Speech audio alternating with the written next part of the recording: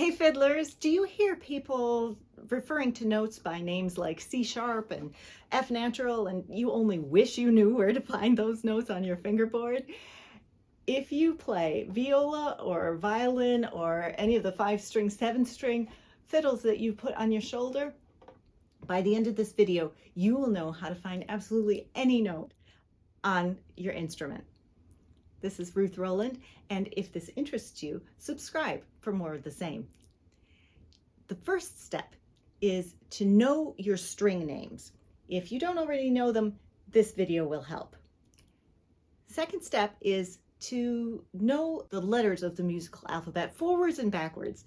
So forwards is A, B, C, D, E, F, G, A, B, C, D, E, F, G, A, B, C, and backwards it's C, B, A, G, F, E, D, C, B, A, G, F, E, D, C, and so on. Taking that into account, if we know where our A string is, and we know that the letter after A in the musical alphabet is B, we have A, B, and it's as easy as that.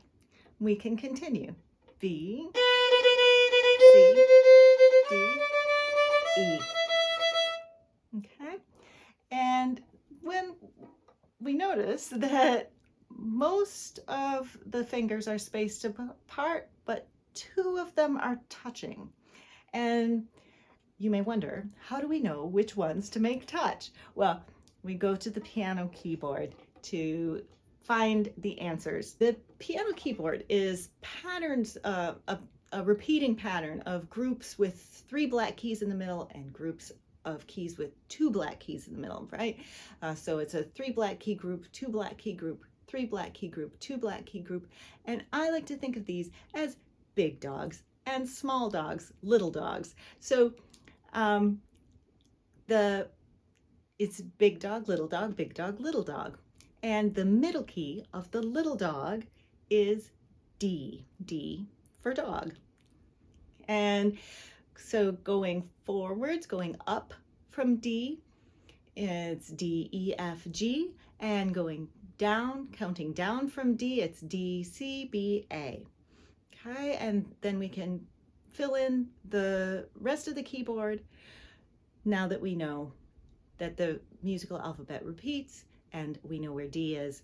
We have a landmark, and we can fill it all in. Each key on the keyboard is just a half step away from its neighbor. A half step on the violin, on the fiddle, is when you put your fingers touching each other. But a half step on the piano keyboard is from one key to the next. So from the white key to the black key is a half step. From the black key to the next white key is a half step. So most of the white keys are a half step plus a half step apart. That's a whole step, just like in math, a whole step apart. But you see that there are 2 sets of white keys that don't have a black key between them. Those are only a half step apart.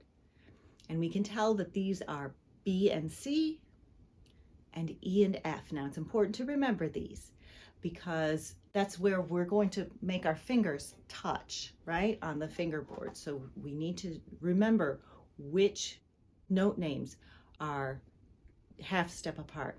So I say because eagles fly, that's one way, or bacon, cheese, egg, frittata, that's another way, depending how hungry you are. Back to the A string, A, B, because,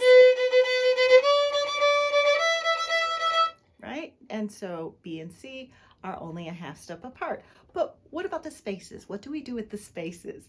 Well, these are where our sharps and flats come in. Sharp things stick up. So up on the fiddle is toward our face. If we want to change the C into C sharp, we're going to make it higher. All right? And we can similarly, in the same way, we can make the D into a D sharp, or we can make the E into an E flat. Flat things lie down. Down on the fingerboard is away from the face or toward the scroll. Now, this spot on the fingerboard has two names. It can be D sharp or it can be E flat. And it might be confusing now, but trust me, in the long run, it makes things a whole lot easier. If you have just a plain letter name, that's called natural. So say you want to take this C sharp and turn it back into C, regular plain old C, we're going to call it C natural.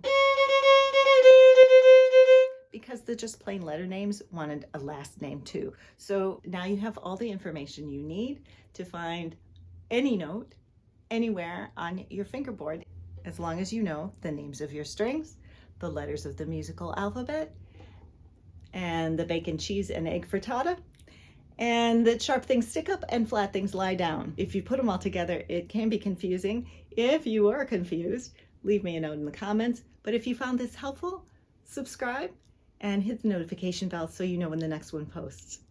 See you then.